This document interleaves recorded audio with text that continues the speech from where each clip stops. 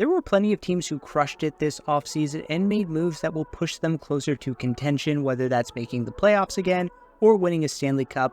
But on the flip side, for every winner, there must be a loser. That's right, today we are going into the 5 teams who lost the offseason and made moves that will set them back, not just for this year, but potentially for years down the line. And I picked these 5 teams by doing a point projection for all 32 teams and comparing that to how they ended the 2023-24 season. But before we get into those top 5 teams, I do have one honorable mention, a team that I think is going to get worse, but not to the extent these other 5 teams are, and that is the Vancouver Canucks. The Canucks were a big surprise last year, taking a monster leap on the backs of great defense and Thatcher Demko having a superb season. And all those elements are still there. I think Quinn Hughes is an elite defenseman, one of the best in the NHL right now. Demko is an extremely good starter, and they just signed in a very competent backup behind him in Arturs Silovs. But my big concern for the Canucks is up front. I think the left side of their forward core is pretty weak. They added Danton Heinen from the Boston Bruins to go along with Nils Höglander on the left side in their top 6. To me, that's not really going to do it if you want to fancy yourself a cup contender. And then their big offseason acquisition was acquiring Jake DeBrusk from the Bruins as well. I think it was a slight overpay. It's not a terrible deal. DeBrusk is a very solid top 6 winger, but they did lose 3 significant pieces in Nikita Zadorov, Elias Lindholm, and Ilya Mikheyev, and I don't think they quite offset that loss in production just by bringing in Heinen and DeBrusk. Now, the first team that I think is going to take a step backwards compared to last year is the Philadelphia Flyers. The Flyers were kind of an enigma last year. They had really good underlying analytics, but just couldn't pull out games. They don't have any big stars or any reliable producers. There are some good young players, but none who I think are on this verge of taking the next big step. Yes, they're bringing over Matvei Michkov. That's going to be a huge improvement to their forward core, but my biggest problem with the Flyers is on the back end and especially in between the pipes. On defense, they lost Sean Walker in a trade-off at the deadline, which I think was a smart move.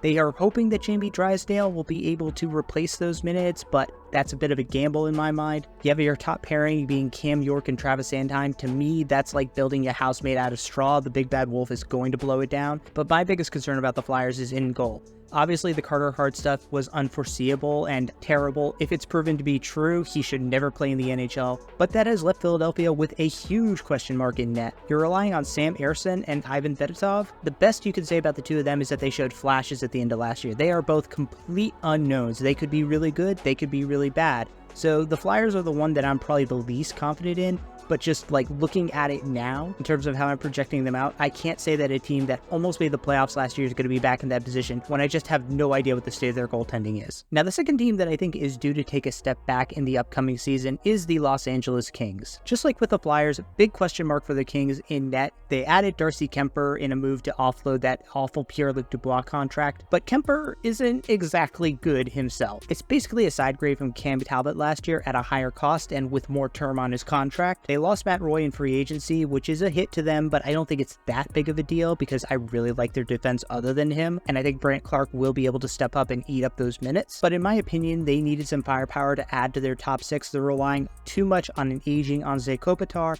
and Adrian Kempe to carry them. They also gave a huge contract to Quinton Byfield, which is, in my opinion, a pretty big risk, giving over $6 million annually to a guy who just had his very best season going into the contract year with 20 goals and 55 points. Yes, if he continues to improve on this trajectory, that contract is going to look great, but if he doesn't and his production plateaus, that contract is going to look horrible. They also went and spent money on adding guys like Tanner Jeannot and Warren Foegele to their bottom 6.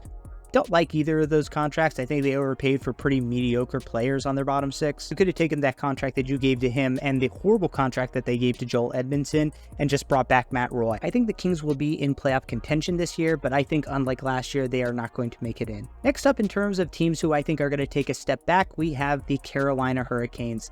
In my opinion, this last year was their best shot to make a run at the Cup, and they blew it. Obviously, losing Jake Gensel, Brady Shea, as well as Teuvo Teravainen and Stefan Noesen, two guys who don't get as much recognition, but I think are very big pieces that they lost. The moves to replace them with Bradley Nadeau, Will Carrier, and Jack Roslovic were fine. I mean, within the constraints of the salary cap, they did what they had to do. They also lost Kenny Kuznetsov and at least managed to recover a little salary cap space there. I do like the signing of Shane Gostisbehere, as well as adding Sean Walker to the back end, but we can't beat around the bush. The Carolina Hurricanes were one of the elite teams last year, and they will not be this year. I think they're still very comfortably a playoff team, but I don't have high hopes that they are going to be a Stanley Cup contender like they should have been the last few years. After the Carolina Hurricanes, we have another Eastern Conference team, this time in the Atlantic Division. I think that the Boston Bruins are set for a major setback after losing so many players in free agency last year. I mentioned Jake DeBrusk and Danton Heinen, but JVR is also gone. They lost Kevin Shattenkirk. With their core aging, they had to be aggressive in free agency and overpaid two guys in Nikita Zadorov and Elias Lindholm, who I don't think moved the needle that much. And then their biggest loss, they traded away Linus Ullmark because of cap casualty reasons. Yes, getting a first rounder back is good value, but you also added Jonas Kobrasalo, who is barely a functional goaltender. This means you're going to have to rely very heavily on Jeremy Swayman this year. That kind of worries me. And unlike the Hurricanes, who were legit cup contenders last year,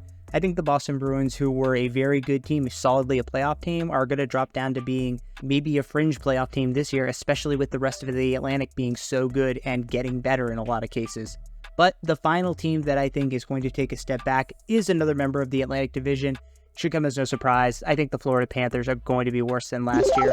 It's the cup tax. They lost a lot of really good players. Brandon Montour is gone. They had to pay Sam Reinhart, and they lost a lot of complementary pieces like OEL, Tarasenko. Up front, their forward core can go toe-to-toe with anybody in the NHL, but it's on defense where I think they just really lost a lot of talent. I like the move of Nate Schmidt to kind of replace, quote-unquote, what they lost in Brandon Montour, but that defense is now a big question mark for them, especially given the injury concerns that Aaron Ekblad has had in recent years. And add on top of that Bobrovsky is getting older, and he has been inconsistent in the regular season. I think that the Panthers will struggle to be the elite team that they were this year. I think they're still a playoff team. I think they could still add some pieces and be a contender again, but I don't think they'll be nearly as strong as they were last year.